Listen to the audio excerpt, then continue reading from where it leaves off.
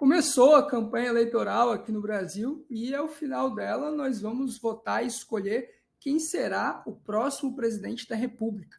Esse vídeo aqui é para desfazer uma falácia, um mito que tem ficado muito comum no debate público de que o presidente do Brasil manda pouco. Quem manda mesmo é o Congresso Nacional. E não é bem assim, não.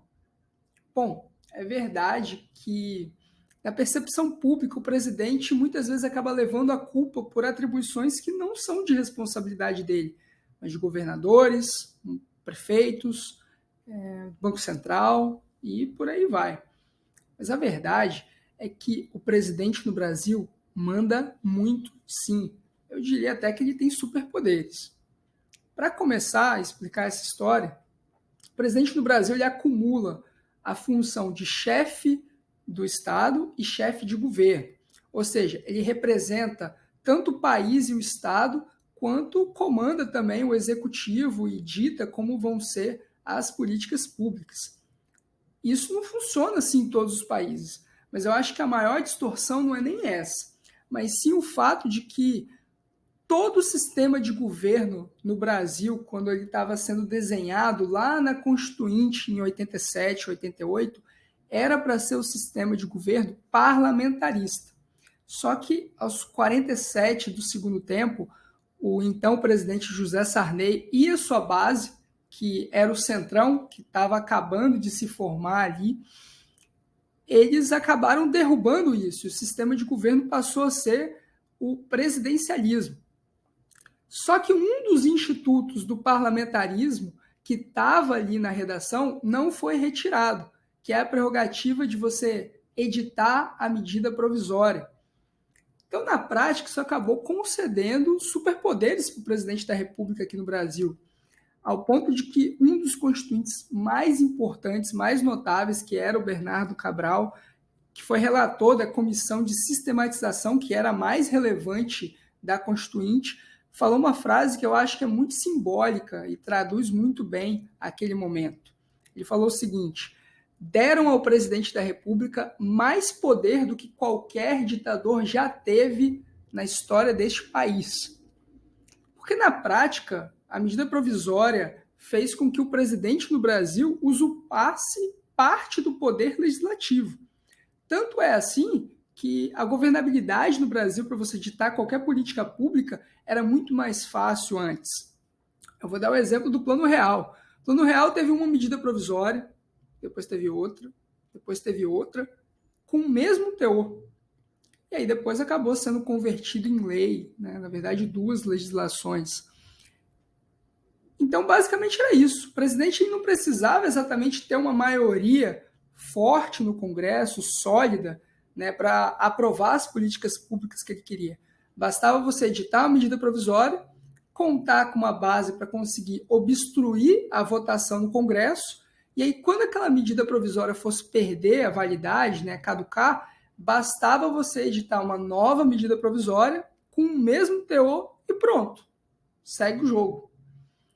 Hoje, é verdade, não é bem assim. Esse poder acabou sendo limitado em uma reforma constitucional e agora você tem uma validade máxima de 120 dias e se a medida provisória acabar caducando, você não pode editar uma outra com o mesmo teor dela, não. Ou seja, o governo passou a ser obrigado a encarar o debate ou se arriscar, né, em relação àquela política para que ela seja confirmada. Mas mesmo assim, a medida provisória ela tem força de lei desde quando ela é editada, desde quando ela nasce, né? E na prática acaba sendo depois mais ou menos como um projeto que tem um requerimento de urgência, né? Ou seja, ele tem um prazo que ele precisa ser votado pelo parlamento, só que ele tem um bônus, né? O bônus que é aquela legislação ela já está valendo, ela já está produzindo efeitos legais. Então, uma outra prerrogativa do presidente aqui no Brasil, muito forte também, era o controle do orçamento, em que ele era implementado com total poder discricionário do presidente da República. Ao ponto que as emendas parlamentares, que sempre existiram, elas eram negociadas caso a caso, sempre de acordo com o interesse do Poder Executivo, a bel prazer do governo, quando ele quisesse. Então, o orçamento sempre foi utilizado para você capturar apoio político. E hoje esse poder ele também foi limitado, né, com as emendas impositivas e algumas outras mudanças que aconteceram nos últimos anos. Mas, apesar dessas mudanças, né, que o sistema tem sofrido, né, o presidente ele tem perdido os superpoderes dele de forma relativa, né, com um protagonismo um pouco maior do legislativo e do judiciário, e eu posso fazer também um vídeo com essas transformações, mas isso não significa que o presidente no Brasil mande pouco hoje. Isso é falso. A principal força política no Brasil hoje ainda é a figura do presidente da República. E é isso que está em jogo durante todo esse processo eleitoral. E é claro, esse vídeo não está desprezando aqui o papel dos deputados e dos senadores. Eu acho que o voto para eles tem que ter muito mais atenção, né? Saiu uma pesquisa recente, até encomendada pelo Renova BR, de que a maioria dos brasileiros nem lembrava quem tinha votado para o Congresso nas últimas eleições, e isso é completamente absurdo, mas isso também não significa que quem manda mais não seja o presidente da República. Manda muito. Então essas eleições elas importam muito. Bom, esse tema ele surgiu lá no meu Instagram, uma caixinha de perguntas. Muita gente pediu para eu explicar melhor sobre por que eu sempre falo que a principal força política é o presidente da República e não o Congresso, apesar que o Congresso hoje tem assumido cada vez mais poder. Então, eu tinha prometido que eu ia fazer esse vídeo complementar aqui. Espero que vocês gostem, que vocês curtam. Sinalizem, comentem aqui o que vocês acham. Se tiverem mais dúvidas sobre essa história também. Inclusive, me sigam nas outras redes sociais, está o link aí na descrição.